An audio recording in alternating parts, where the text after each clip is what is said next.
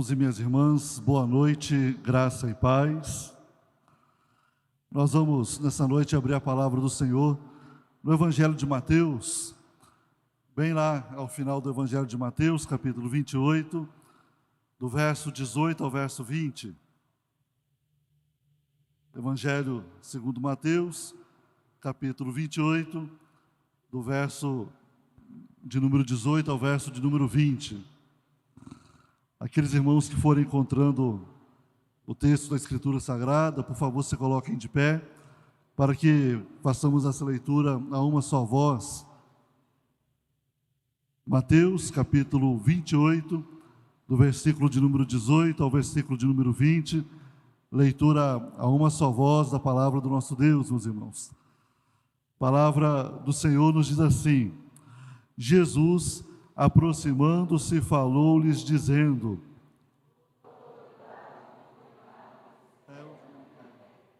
Ide, portanto, fazei discípulos de todas as nações, batizando-os em nome do Pai, e do Filho e do Espírito Santo, ensinando-os a guardar todas as coisas que vos tenho ordenado.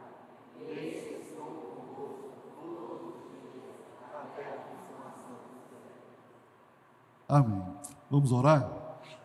Senhor, mais uma vez, ó Deus, diante de Ti, ó Deus, bendizendo o Teu nome, ó Deus, bom é adorar o Senhor, prestar culto, ó Deus eterno, e que noite preciosa, ó Deus amado, o Senhor nos concede, de como igreja, nos reunimos perante o Teu trono de graça para exaltar o Teu nome, ó Deus, seja através das orações, dos hinos, dos cânticos, da Tua palavra lida, ó Deus amado, as crianças cantando, ó Deus, ó Pai, seja através dessa comunhão tão santa, tão bendita, ó Pai, nós bendizemos ao Senhor por isso. E nesse tempo de meditação, nós pedimos ao Senhor que continue, ó Deus, trazendo a nossa mente cativa ao Teu santo cuidado, ó Pai, para que, ó Deus amado, a nossa percepção, a nossa compreensão, Deus amado, acerca da Tua vontade possa ser moldada conforme a imagem e a vontade de Cristo Jesus, ó Pai. Que o Senhor nos ensine nesse tempo, iluminando a nossa mente, os nossos olhos, o nosso coração, e que o Senhor, Deus amado, nos transforme, Deus amado, a imagem de Cristo, Deus. Nós clamamos ao Senhor, Deus, faça-nos mais parecidos com o nosso Senhor, o Senhor Jesus Cristo, e é no nome dele que nós oramos. Amém, Pai. Amém.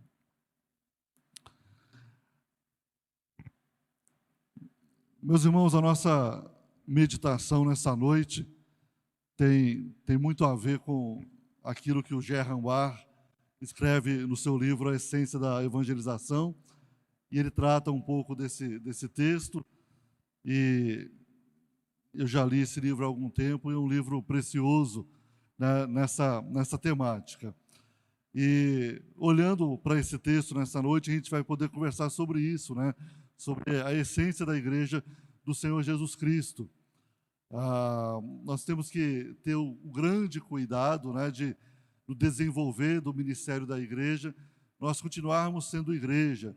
Muitos se perderam no decorrer da caminhada, muitos se afastaram da palavra do Senhor, muitos deixaram de fazer aquilo que eram ordens explícitas na Escritura Sagrada, e uma das coisas que caracteriza a igreja é justamente a sua missão, o seu ministério de proclamação da palavra. No nosso texto, a Sociedade Bíblica do Brasil sugere aí o título, né, a Grande Comissão, e é um título, obviamente, bem apropriado, né? Mas eu, ouvindo um missionário pregando nesse texto, ele dizia que a gente deveria escolher entre viver a grande comissão do Senhor Jesus ou vivemos a grande omissão.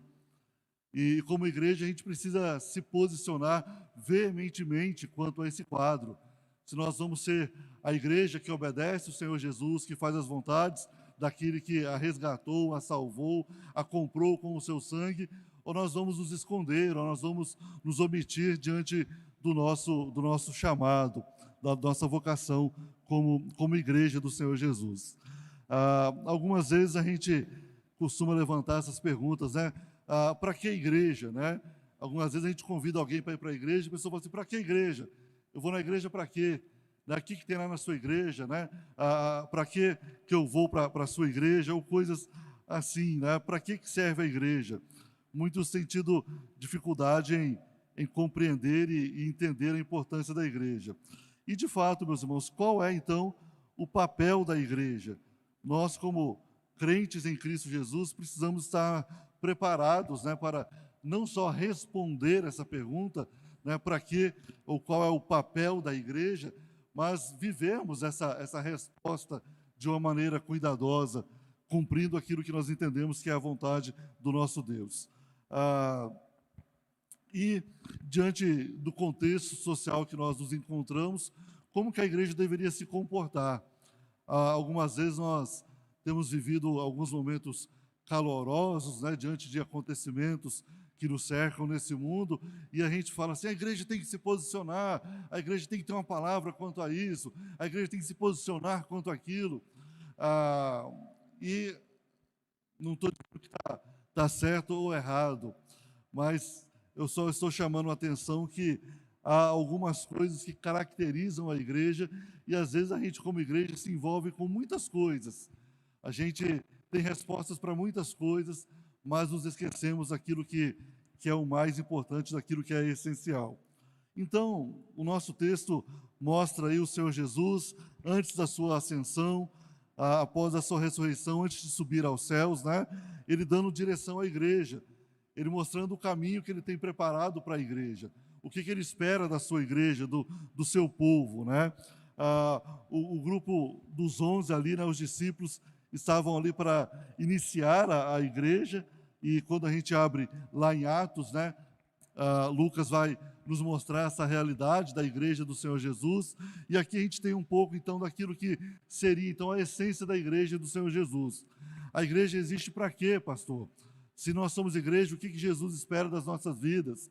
Qual foi o mandato que Jesus nos deu enquanto igreja dele? E é olhando para esse texto que nós vamos tentar aqui então responder a essas questões, apontando então para a essência da igreja do Senhor Jesus Cristo. Então, meus irmãos, de maneira primeira, né, em sua essência, a igreja, ela existe, meus irmãos, em primeiro lugar, por causa da autoridade do Senhor Jesus. E a gente precisa, nesses dias, fincar essa estaca aqui, assumir esse posicionamento com todas as nossas forças, diante do que a gente vem assistindo. A igreja, ela existe por causa da autoridade do Senhor Jesus. O Senhor Jesus começa o texto dizendo, né, Jesus aproximando-se, falou-lhes dizendo, toda autoridade me foi dada no céu e na terra. E por que é importante tomar e assumir essa posição? Porque muitas lideranças, muitos líderes se levantam nos nossos dias como aqueles que são donos da igreja, ou como aqueles que se posicionam como cabeça da igreja, ou como aqueles que se assumem num papel do qual eles acreditam, né, realmente ter condição para conduzir a igreja pelos caminhos que essas pessoas acham melhor. E o que é estranho de tudo isso, que apesar de estarmos lidando com esse contexto de igreja do Senhor Jesus Cristo, essas pessoas assumem caminhos que estão em oposição com a própria Escritura. Como que eu posso ser uma igreja cristã? Como que podemos ser igreja do Senhor Jesus Cristo e assumirmos posições ou assumirmos coisas que a própria Escritura condena?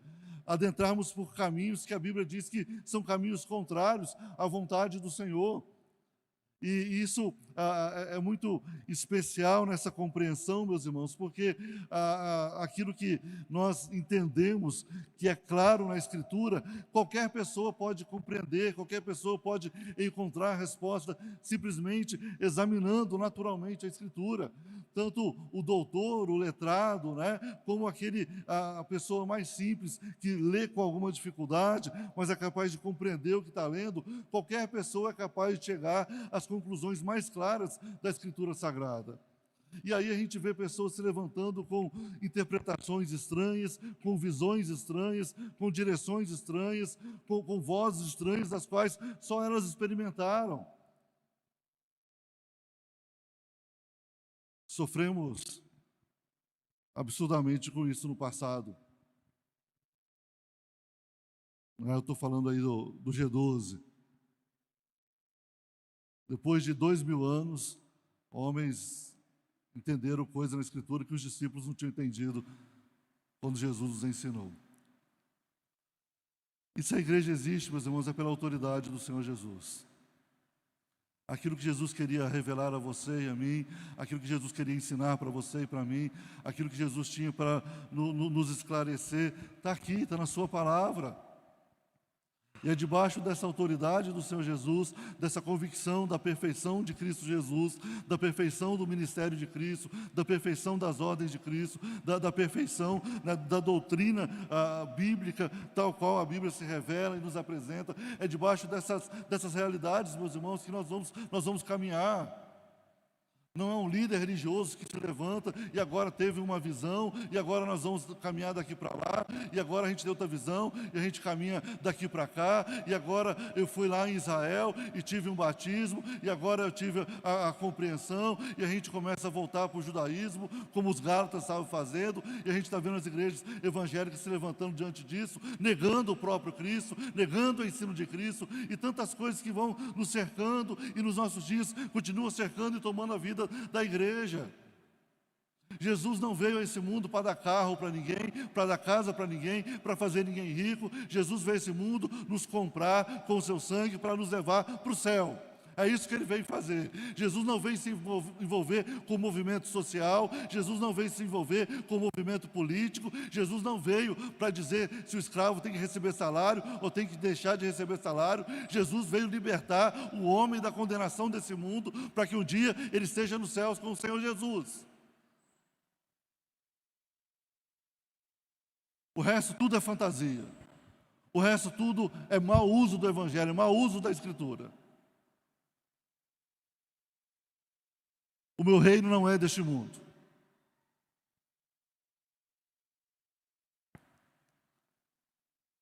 Aliás, quem vai se assentar num trono nesse mundo é o anticristo, não é Cristo. Quem vai pacificar esse mundo, tal qual as paixões desse mundo, não é Cristo, é o anticristo. Esse mundo em pecado. E aí, meus irmãos, não cabe a você e a mim sermos cabeça da igreja. Cristo é a cabeça da igreja. Paulo, escrevendo aos Filipenses no seu segundo capítulo,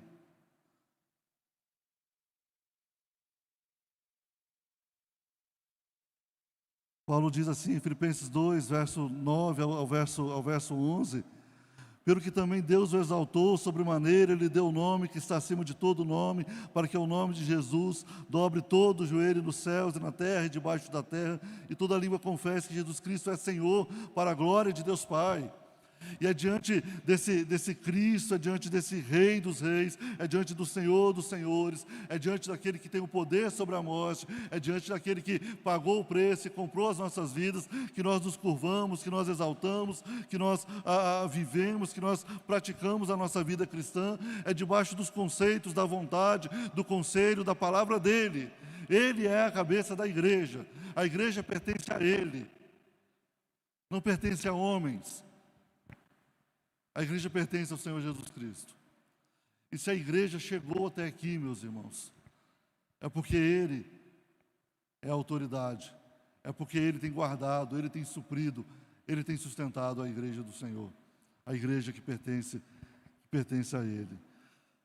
Paulo, ainda escrevendo aos Colossenses, capítulo 1, versos 18 ao verso 20, Paulo diz assim: Ele é a cabeça do corpo da igreja, Ele é o princípio, o primogênito de entre os mortos, para que em todas as coisas tenha primazia, porque aprove a Deus que nele residisse toda a plenitude, e que, havendo feito a paz pelo sangue de sua cruz, por meio da reconciliação, por meio dele, reconciliasse consigo mesmo todas as coisas, quer sobre a terra, quer nos céus, meus irmãos. Cristo é a cabeça, Cristo é a plenitude, Cristo é a nossa reconciliação com Deus, e é debaixo dessa autoridade do Senhor Jesus, das vontades do Senhor Jesus, da direção do Senhor Jesus, que a igreja precisa caminhar. Quantas vezes a gente tem se perdido, meus irmãos, porque deixamos de ouvir a Jesus e temos ouvido homens. Vivemos tempos de grande escuridão, tantas vezes em meio às igrejas, porque as pessoas deixaram de ouvir ao Senhor Jesus e entregaram seu coração aos homens. Quanto líder chamando a autoridade para si. Vem até aqui, eu vou orar por você, e Deus vai fazer uma grande obra. Olha, você está precisando de cobertura espiritual, vem cá agora que eu vou dar direção para a sua vida. E a gente vê homens e líderes não contentes com os títulos, e cada vez mais vai aumentando os títulos, né, de pastor para bispo, de bispo para apóstolo, de pai apóstolo para ancião, para aquele que senta no trono, e coisas estranhas vão acontecendo, porque os homens têm se tornado e têm ansiado por se tornar o centro da igreja, o centro do culto, o centro da adoração. E meus irmãos, o Evangelho é Cristo. A vida da igreja é Jesus Cristo. A vitória da igreja é Cristo. E se o crente pode ter uma vida boa, uma vida abençoada, uma vida transformada, é em Cristo Jesus. Toda a autoridade foi dada ao Senhor Jesus. É a Ele que nós nos curvamos. Quem é Paulo? Quem é Apolo? Quem que é Leandro? Quem que é Arthur? Cristo. Se a igreja não vive a vida de Cristo, se a igreja não está em Cristo, se a vida da igreja não está em Jesus Cristo, meus irmãos, essa igreja, ela certamente vai se afastar das verdades da Escritura e dos princípios que o Senhor tem. E nós precisamos com todas as nossas forças, meus irmãos, assumir esse posicionamento.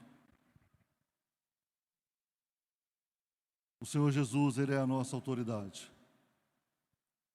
O Jesus que se revela na sua Escritura, o Jesus que se apresenta para nós na sua santa palavra, Ele é a autoridade. A igreja só existe por causa dEle. A igreja presbiteriana de Guanambi só vai à frente se o Senhor Jesus nos governar. A igreja presbiteriana de Guanambi só avançará de fato e de verdade se o Senhor Jesus for cultuado, adorado, reverenciado. E aqui realmente é adorado, meus irmãos. Se Ele for adorado nesse lugar, a igreja vai avançar pelo poder dEle, pela autoridade dEle, pelo cuidado dEle. A gente tem condição de fazer muito barulho, meus irmãos. Mas ninguém pode mudar o coração do homem, ninguém tem poder para transformar a vida do homem, a não ser o Senhor Jesus Cristo. Toda autoridade foi dada ao Senhor Jesus. De Cristo, meus irmãos, nós não temos qualquer tipo de autorização para fazermos alguma coisa ou trazermos alguma novidade aos irmãos. Por isso, a igreja precisa se curvar diante da palavra do Cordeiro de Deus que tira o pecado do mundo, em obediência, em cuidado, em satisfação a Ele. O pastor disse isso, é assim que Jesus diz? O conselho tomou essa decisão, é assim que a Bíblia ensina? O líder disse que é dessa maneira, é assim que Jesus diz? Meus irmãos, o nosso papel é a obediência, é submissão. O Senhor Jesus tem as respostas corretas para a nossa vivência, para a nossa experiência. E eu poderia ficar a noite inteira aqui falando para os irmãos de papéis, de realidades que a gente tem visto ao nosso redor, das quais as pessoas têm assumido que pertencem ao Senhor Jesus Cristo. Ele é a autoridade. Ele é a autoridade. E nesse contexto, meus irmãos, Ele precisa ser autoridade no meu coração. Ele reina sobre a minha vida. A igreja existe por causa de Cristo Jesus, amados. E nesse contexto, entendendo essa verdade, em segundo lugar, meus irmãos, em sua essência, a igreja existe para evangelizar. Né? E essa é uma consequência da autoridade do Senhor Jesus Cristo. Deus criou o homem para adorá-lo, para cultuá-lo. Tudo que Deus fez para a sua glória. E o papel da igreja é que mais pessoas ouçam, recebam a palavra da salvação, experimentem do novo nascimento através da pregação do Evangelho e se rendam a esse Cristo para adorá-lo. E como que nós vamos evangelizar, meus irmãos? O texto diz assim: ide, portanto, precisamos ir. E aqui, meus irmãos, é um imperativo, é um mandato do Senhor. Pastor, qual que é a vontade de Deus para a minha vida? Pastor, eu não sei ainda o que Deus quer de mim. Aqui está uma das coisas que Deus quer de você e de mim. Ide fazer discípulos, ide pregar o Evangelho, ide anunciar o reino. E a gente precisa, de fato, se movimentar, a gente precisa, de fato, meus irmãos, sair da nossa casa, do nosso comodismo, né, no sentido daquilo que nos dá conforto, e realmente abraçarmos o reino e proclamar a palavra do Senhor. E é interessante isso porque nós evangelizamos enquanto nós estamos indo. Enquanto eu vou à escola, eu evangelizo lá na escola. Enquanto eu vou ao trabalho, eu evangelizo lá no meu trabalho. Eu vou sair de férias, eu evangelizo. Minha esposa que diga isso, né? Parece que a gente tem na testa assim, pastor, né? Aonde eu vou, aonde eu estou, na medida que eu vou caminhando, eu vou pregando o reino e anunciando o reino. A igreja é chamada para viver realmente essa mobilidade e agir. E precisamos nos entender, precisamos nos enganjar debaixo desse contexto.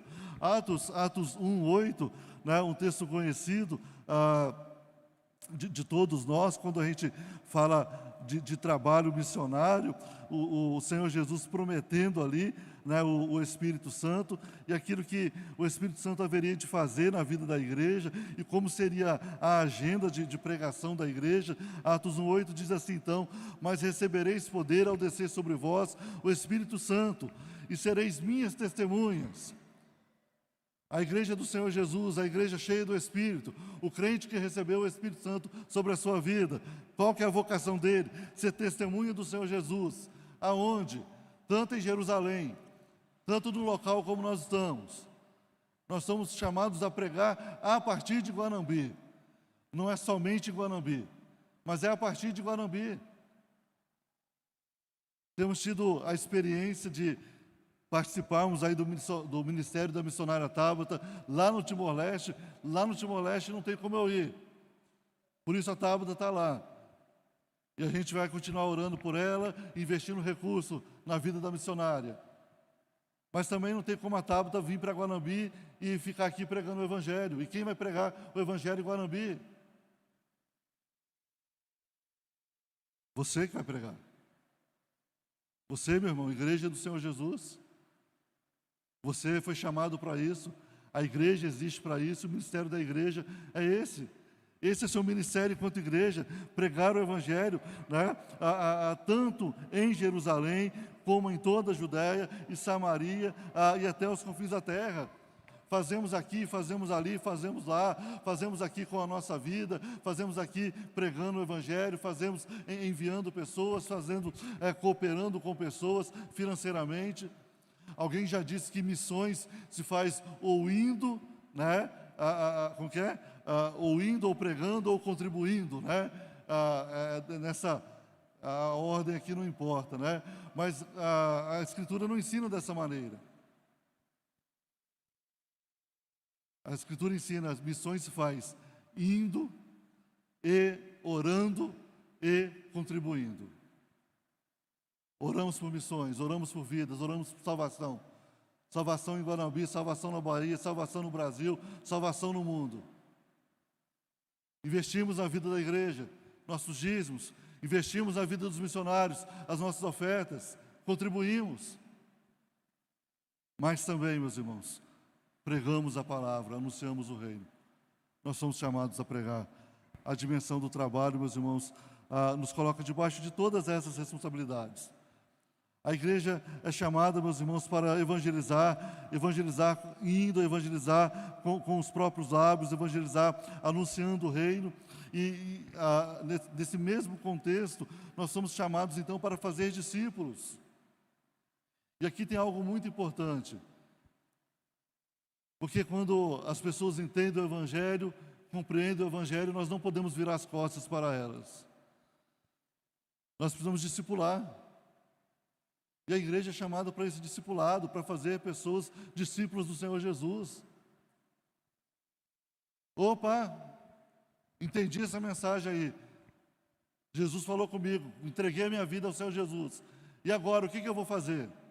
E agora, como vai ser a minha vida? Precisamos caminhar, andar com as pessoas, ler a Bíblia, discipulá-las, ensiná-las. E é tão importante nós falarmos sobre isso. O Gerhard coloca uma série de textos, né, de coisas que acontecem na vida das pessoas, mas o discipulado tem a ver com essa caminhada, com o abandono do pecado, com a mudança de percepção da vida, com a aproximação do Senhor Jesus, com o abandono do velho homem, com o revestimento do novo homem, de tal modo que discipulado não é simplesmente o treinamento que é feito na classe de catecúmenos. Às vezes a gente lida com algumas pessoas que têm um conhecimento bíblico, intelectual, até que interessante. Aí você fala assim, vamos orar. E ela fala assim, não, pastor, eu só oro sozinho. Ela não sabe orar com outra pessoa. Ela não sabe orar em público. Precisa ser discipulada, meus irmãos. Porque quando estiver diante de algumas pessoas, ela vai precisar orar. E se ela não aprender a orar, como vai fazer? Quem vai ensinar ela a orar? Mas não só isso, meus irmãos, e é lógico que a Escritura Sagrada coloca diante dos nossos olhos tantas mudanças que o Evangelho traz, mas eu quero ler um texto que eu acho emblemático, Efésios capítulo 4, se você puder abrir aí na sua Bíblia, Efésios capítulo 4, a partir do verso de número 25, aliás, eu vou ler lá do 23, o 23 diz assim, e vos renoveis no espírito do vosso entendimento, e vos revistais do novo homem, criado segundo Deus, em justiça e retidão, procedentes da verdade. E aí Paulo começa a falar de algumas mudanças que acontecem na vida das pessoas, quando elas começam a caminhar com o Senhor Jesus, quando elas começam a ter uma vida com o Senhor Jesus. Aquilo que a gente espera que seja uma vida de discipulado ou de discípulos do Senhor Jesus. E Paulo diz então no verso 25, por isso, deixando a mentira, fale cada um a verdade com o seu próximo, porque somos membros uns dos outros. Alguém que conheceu a Cristo, que entregou a sua vida, ele precisa ser ensinado. Ele não vive mais na mentira, ele não vive no engano, que ele não vive mais sozinho, que agora ele tem uma família, que agora ele é parte de uma família, ele é membro de uma família, membro de um povo. E agora ele vive a verdade.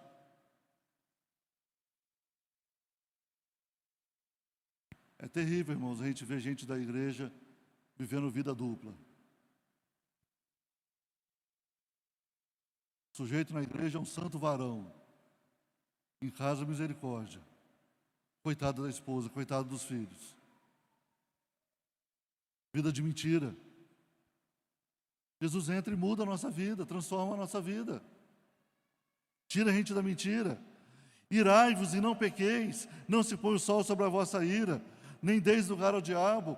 E a ideia aqui, meus irmãos, de ira aqui, é de não consentir com o mal, não consentir com o pecado.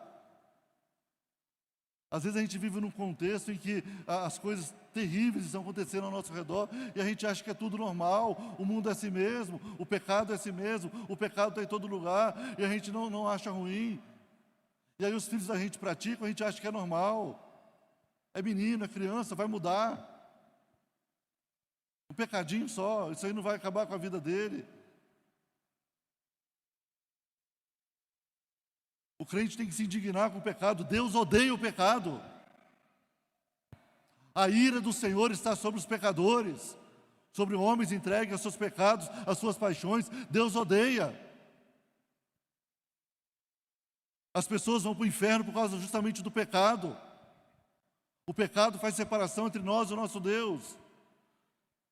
E a igreja precisa anunciar o reino do Senhor e anunciar sim.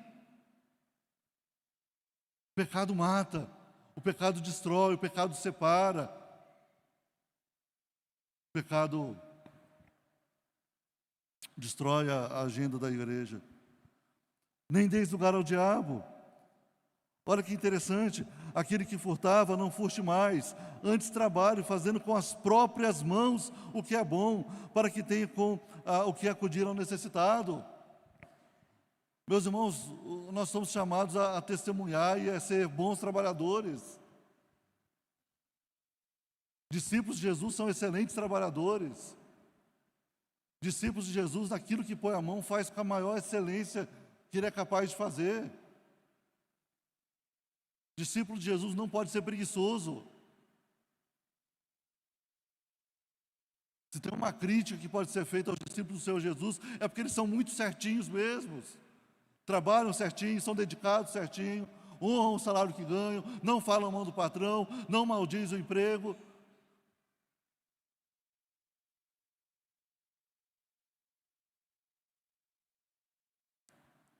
E a gente que tem prazer de abençoar. Não interessa se ganha pouco, se ganha muito.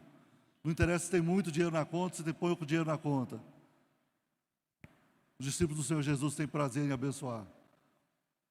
Aquele que roubava, aquele que era malfeitor, aquele que vivia no mal, agora vive para a glória de Deus e ele trabalha, e aquilo que ele ganha, ele cuida de si mesmo, não precisa ficar dependendo mais dos outros, mas ele abençoa também pessoas. Pastor, eu ganho tão pouco, como que eu vou ajudar alguém? Ô meu querido, olha ao seu redor, você vê que tem gente muito pior do que você. Discípulo do Senhor Jesus, não saia da vossa boca nenhuma palavra torpe, e sim unicamente a que for boa, para edificação conforme a necessidade, e assim transmita a graça aos que a ouvem. Discípulo do Senhor Jesus muda o seu jeito de falar. Discípulo de Jesus que fica resmungando, está errado. Discípulo do Senhor Jesus que vive choramingando os problemas do passado e não resolve, está errado. Discípulo do Senhor Jesus que não crê na graça do Senhor Jesus e fica reclamando que está tudo de mal a pior, está errado. E o pior são aqueles que se dizem discípulos e vivem nas chocarrices, na zombaria, aqueles que vivem zombando do Evangelho com seus próprios lábios. Jesus muda a nossa conversa.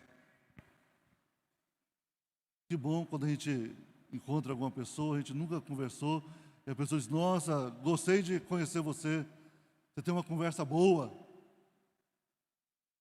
E geralmente as pessoas falam assim, você é crente? Porque Jesus muda o nosso jeito de falar. Jesus muda a nossa conversa.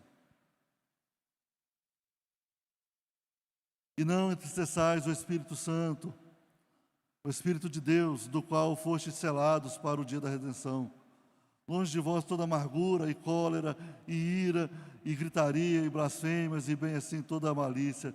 Antes sede uns para com os outros benignos, compassivos, perdoando-vos uns aos outros, como também Deus em Cristo vos perdoou. Sede, pois, imitadores de Deus, como filhos amados. E esse aqui é um daqueles textos difíceis para eu fazer a leitura e para eu colocar os olhos nele. Sede, pois, imitadores de Deus, como filhos amados. Meus irmãos, os discípulos do Senhor Jesus vivem conforme ao Senhor Jesus, mas os filhos de Deus, semelhantemente, vivem conforme é a vida do seu Pai, conforme a vida que o Pai tem preparado para você e para mim. Somos chamados a fazer discípulos, gente. Não é simplesmente jogar a pessoa dentro da igreja, não é simplesmente pregar o Evangelho e dizer, agora ela se vira com isso. Somos chamados a caminhar com pessoas, a andar lado a lado com as pessoas, a dividir a nossa vida cristã com as pessoas. Somos chamados a fazer discípulos do Senhor Jesus. Uma das coisas que me assustam, e a primeira vez que eu meditei nesse texto, lá em Campinas estava em moda, né? Pregue, se preciso, use palavras. Talvez você já tenha ouvido isso. Pregue, se preciso, use palavras. E toda vez que eu lembro disso, eu lembro quando o Fantástico estava anunciando a igreja satânica lá nos Estados Unidos. E um pastor de um grande condomínio de luxo lá, pastor satânico, vizinho de um pastor da Igreja Batista, e aí o repórter foi lá no pastor da Igreja Batista. E aí, como que é o seu vizinho? Ele é um excelente vizinho. Adorador de Satanás, mas um excelente vizinho.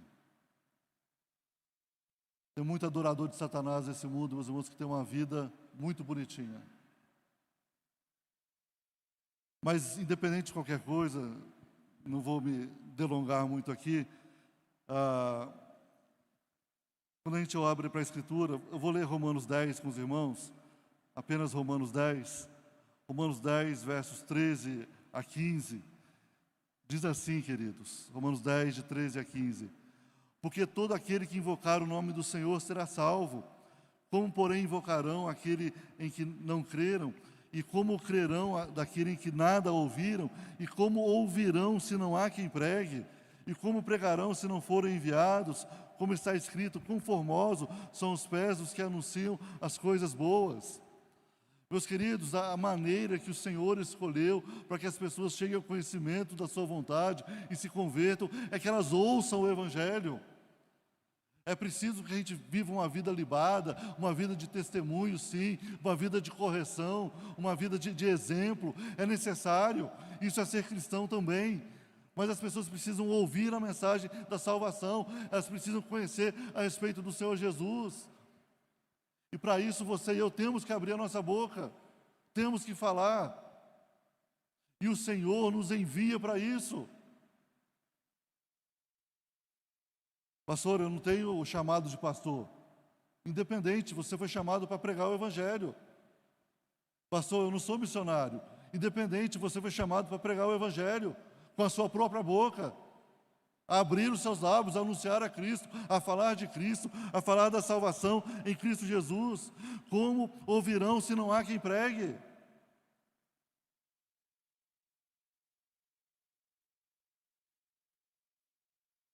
Às vezes, como igreja, nós somos tímidos, irmãos.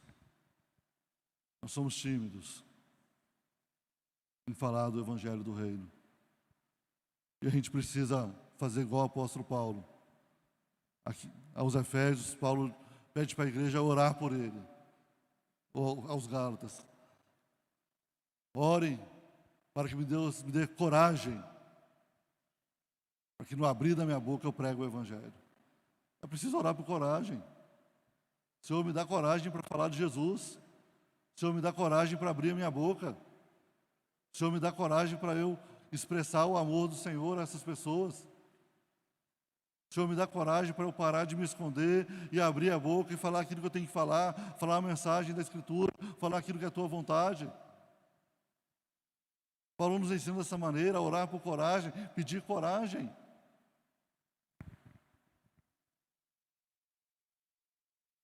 A igreja existe, meus irmãos, para evangelizar, para pregar a palavra de Deus e para fazer discípulos, meus irmãos, do Senhor Jesus. Se a igreja chegou até aqui, certamente é por causa de Cristo. E é debaixo dessa autoridade que nós abrimos os nossos lábios, pregamos o Evangelho da salvação, e aqueles que se rendem ao Senhor Jesus, nós damos as mãos a eles para caminharmos lado a lado, para tornarmos deles discípulos do Senhor Jesus. Nessa jornada, em terceiro lugar, em sua essência, a igreja existe, meus irmãos, para edificar. E o nosso texto, o texto que nós lemos, fala sobre isso,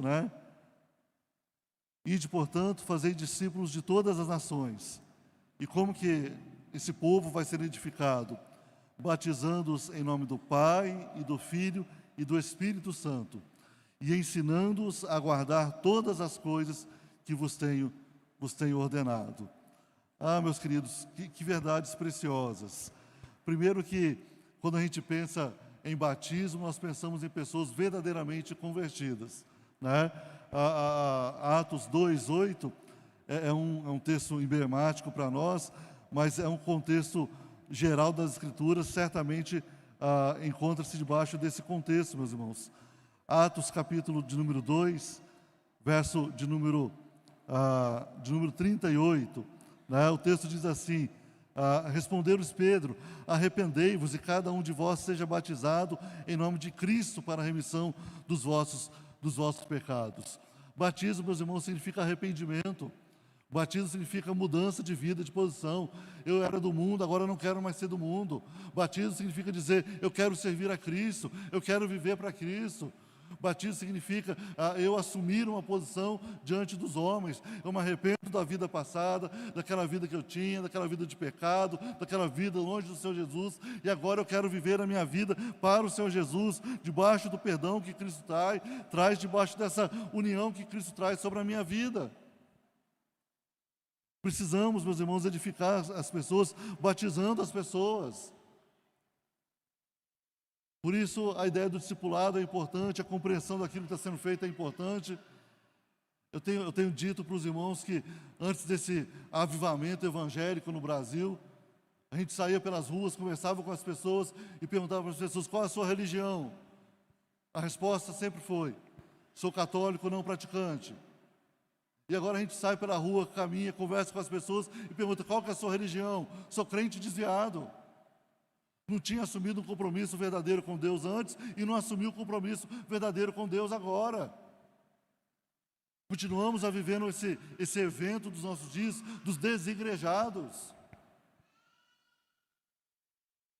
Pessoas que não amam a igreja, pessoas que não amam o corpo de Cristo, pessoas que não amam a comunhão da igreja, pessoas que são avessas a tudo aquilo que a igreja faz, pessoas que não conseguem ver Jesus na igreja, continuam procurando as suas vontades, as suas paixões, continuam procurando igrejas que se adequem às paixões do seu coração, e por isso igreja nenhuma presta para essas pessoas.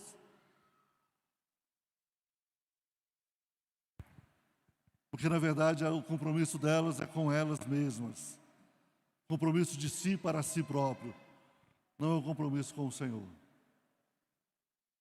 não é um compromisso com Deus. Porque o Deus que nos salva é o Deus que nos concede essa família. O Deus que nos salva é o Deus que nos chama para sermos o povo dele, reunido, congregado.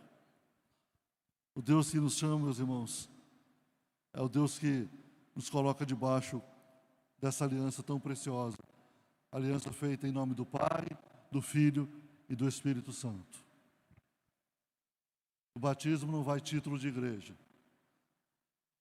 A fórmula batismal não leva nome do pastor e nem a autoridade do pastor. Em nome do Pai, do Filho e do Espírito Santo.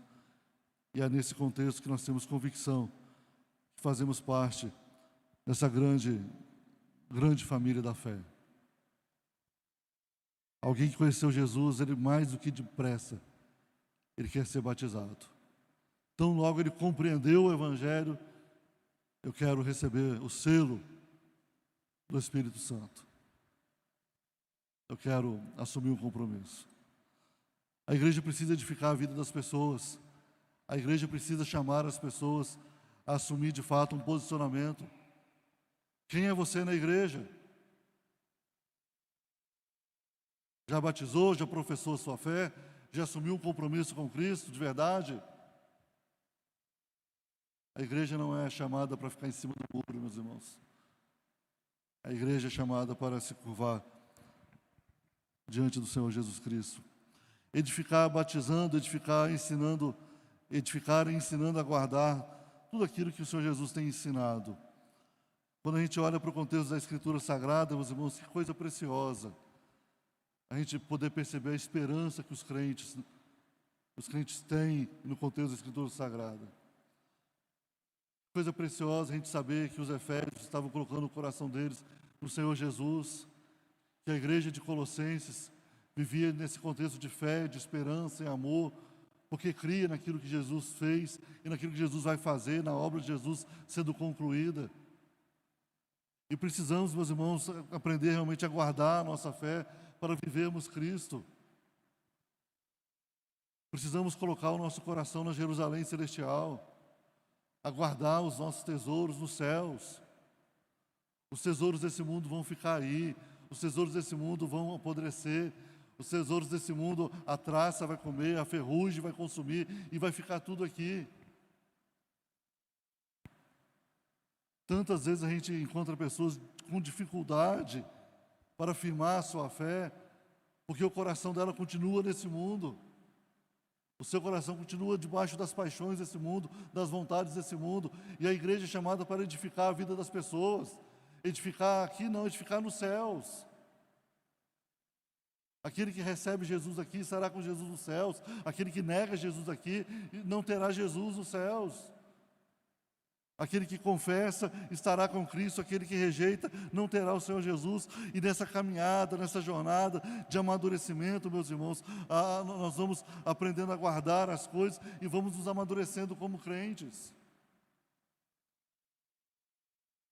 E às vezes é preciso eu me perguntar que fase da vida cristã que eu estou. Porque Jesus disse que pelo fruto nós conheceríamos a árvore. Jesus fala que o fruto da semente seria mais fruto, a 30, 60, 100 por um. A Bíblia fala que Deus nos dá dons espirituais.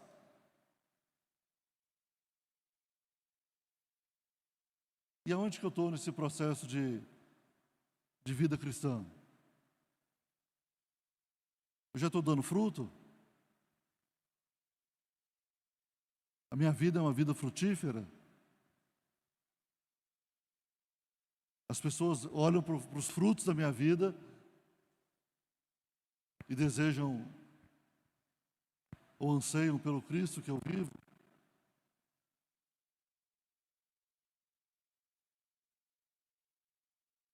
E essa pergunta vai se tornando importante, meus irmãos, porque a gente começa a lidar com muita gente dentro da igreja que não amadureceu.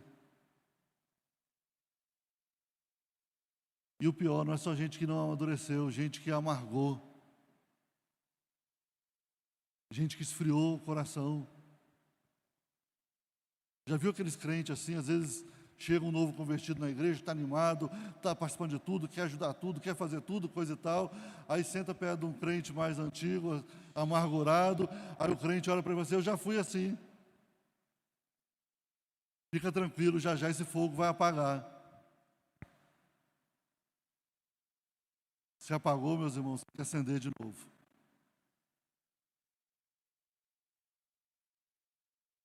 O crente precisa amadurecer, meus irmãos, vai amadurecer para dar fruto. O crente não pode viver essa vida de amargura, essa vida de falta de fé.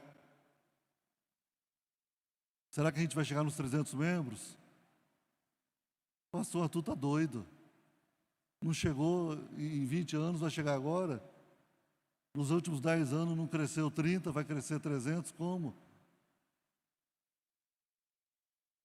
Quando a gente der fruto. Quando a gente crer. Quando a gente amadurecer de fato na fé. E ensinar as pessoas a guardarem todo o bom propósito, o bom depósito de Deus. A igreja existe para isso. Para edificar a vida de pessoas, para que as pessoas sejam capazes de, por elas também, produzirem os seus frutos. Meus irmãos, eu creio que esse é um texto conhecido, e a minha grande preocupação com textos conhecidos é quando a gente conhece tanto texto que a gente já passa os olhos por cima e a gente esquece daquilo que o texto está dizendo. A igreja de Guanambi só existe razão de ser, de existir, meus irmãos, se for de fato pela glória de Cristo, pela autoridade do Senhor Jesus. Jesus precisa ser a nossa cabeça. E a nossa cabeça, eu digo, a sua cabeça. Jesus precisa ser aquele que governa a sua vida, aquele que dirige os seus passos.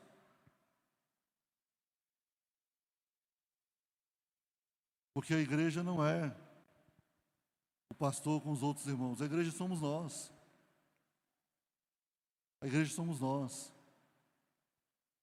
E precisamos nos assumir assim: fui comprado, lavado e remido pelo sangue do Senhor Jesus Cristo. E aí, debaixo desse contexto, dessa verdade, se eu sou de Jesus, o meu chamado é abrir a boca, é falar de Jesus. Você, meu irmão, você, minha irmã, que me olha nesse momento, que me ouve, você é chamado para falar de Jesus. Você é convocado a abrir a sua boca e falar do Evangelho do Reino. A pregar realmente com toda a coragem, a partir do lugar onde você está. E nós vamos indo até onde o Senhor nos levar.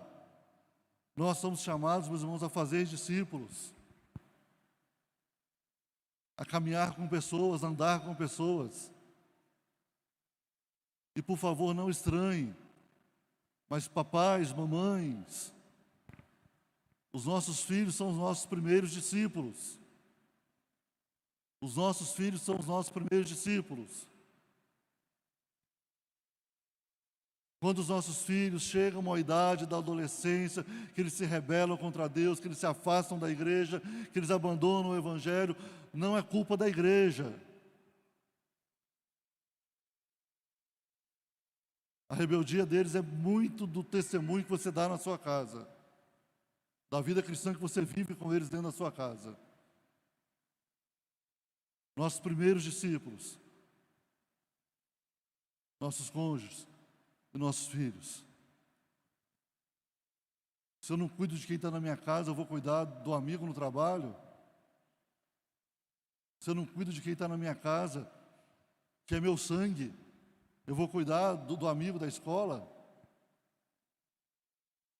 Dificuldade, meus irmãos.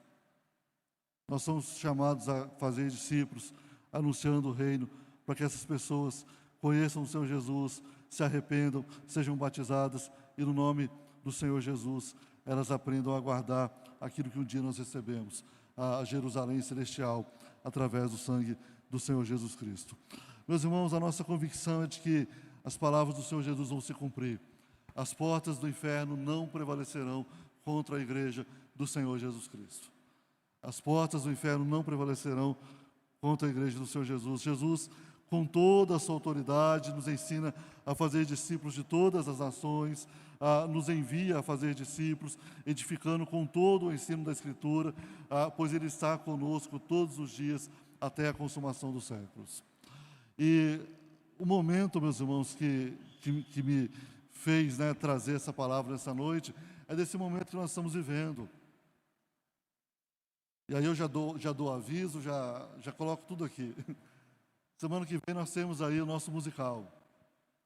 Eu estava falando para o Leandro ali, as meninas aqui na frente dominando as crianças, para ficar quietinho aqui na fila, né? Porque tem que orar para essas mulheres, né? Essas irmãs que estão trabalhando com as crianças, porque não é fácil. Meus irmãos, nós temos a oportunidade de anunciar o reino. Convide pessoas para o musical. Traga convidados, traga pessoas para o musical. É uma oportunidade de anunciarmos, de mostrarmos o reino. Se ainda você tem alguma dificuldade de abrir a boca para falar de Jesus, convide para vir. Traga pessoas. Eu já fiz mais de 600 convites e, graças a Deus, o pessoal está levando, está entregando, que bom. Os diáconos vão ter que montar uma logística aí para receber todo mundo. Mas a vida da igreja é missão. Início de setembro, a gente vai estar recebendo o Grupo M. Mais uma vez, irmãos, vamos ter que nos movimentar para fazer missão, para trazer gente, para ouvir do Evangelho, ouvir da palavra. Precisamos pregar o Evangelho, precisamos dar a face da igreja a essa cidade que precisa do Senhor Jesus. Guanambi precisa do Senhor Jesus. Cuidado com as coisas que nós vamos ouvindo e vamos entregando no nosso coração. Esporte salva vidas. E a gente vê os crentes repetindo isso. Esporte dá saúde, é muito bom praticar esporte, mas quem salva é só o Senhor Jesus. Educação liberta, e a gente levanta a bandeira da educação. Educação é uma bênção, que bom poder estudar. Mas quem liberta é o Senhor Jesus. E às vezes, como igreja, nós estamos enganjados em tantas ideologias sociais, mas não estamos enganjados no Evangelho que salva, no Evangelho que transforma, no Evangelho que liberta. Quem salva é um só que salva, e esse é o Senhor Jesus. Nós precisamos descobrir, meus irmãos, de fato, a essência da nossa vocação.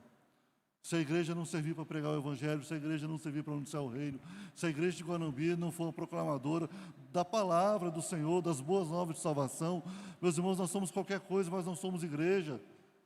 Nós podemos ser denominados qualquer tipo de grupo de pessoas, mas não seremos cristãos, não seremos discípulos de Jesus, não seremos filhos de Deus. Porque o Senhor nos reuniu, meus irmãos. O Senhor nos salvou, o Senhor nos separou para Ele, para que você e eu pregássemos o Evangelho da salvação. O Evangelho que salva, o Evangelho que transforma, o Evangelho que edifica, o Evangelho que constrói um novo homem, o Evangelho que produz fruto. Produz fruto. Que o Senhor nos abençoe, meus irmãos. Que o Senhor nos coloque diante dessa verdade nessa noite. E assim como eu comecei dizendo, que a gente possa tomar uma grande decisão. A fazermos parte da grande comissão do Senhor Jesus Cristo. Ou simplesmente fazemos parte da grande omissão daqueles que se esconderam e não anunciaram, e não testemunharam, e não testificaram daquilo que o Senhor Jesus fez sobre a vida da sua igreja. Vamos orar? Vamos ficar de pé para a gente orar e receber a bênção, meus irmãos. Vou convidar o presbítero Joilson a vir aqui à frente a orar por nós.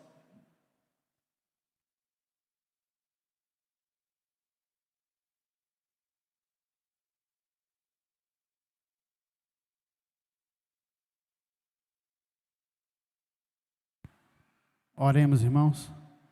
Senhor Deus, nesta noite, Senhor, nós queremos te agradecer por esse momento que o Senhor nos oportunizou de estarmos aqui na tua casa, ouvindo a tua palavra, Senhor, refletindo sobre aquilo que o Senhor propôs para que ouvíssemos nessa noite. Obrigado, Senhor, por essa grande comissão a qual o Senhor instituiu para a tua igreja e para nós, Senhor. Que sejamos obedientes às tuas palavras, que venhamos a internalizar tudo aquilo que o Senhor nos ensinou nessa noite, Pai, para que saiamos dos nossos lares, das nossas casas, e anunciemos o Evangelho, anunciemos as boas novas a este mundo que precisa ouvir, Senhor. Nós te agradecemos e te louvamos por essa oportunidade que o Senhor nos dá, por esse meio de graça que é o culto público, em que o Senhor se revela a nós, revela a tua vontade, Senhor, a tua igreja. Nós te agradecemos em nome de Jesus. Amém.